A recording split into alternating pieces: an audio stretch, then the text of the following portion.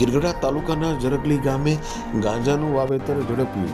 પ્રાપ્ત માહિતી અનુસાર ગિરગઢા તાલુકાના જરગલી ગામે એક ખેતરમાં ગાંજાનું વાવેતર છે જેવી બાતમી ગીર સોમનાથ એસઓજીને મળી હતી. બાતમી મળતા ગીર સોમનાથ એસઓજીએ તાલુકાના જરગલી ગામે એક ખેતરમાં રેડ કરતા ત્યાં ગાંજાનું વાવેતર હોય તે ઈસમને ગાંજાના વાવેતર સાથે ઝડપી પાડી 10 લાખથી વધુનો મુદ્દામાલ કબજે કરી અને ગીર સોમનાથ એસઓજીએ કાયદેસરની કાર્યવાહી કરી છે.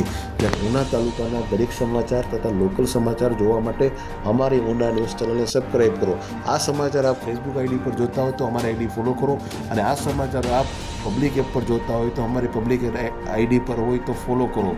જ્યારે સોલાર લગાવો સરળ હપ્તે તથા ધંધાકીય જાહેરાત આપવા માટે અમારો સંપર્ક કરો. ધન્યવાદ.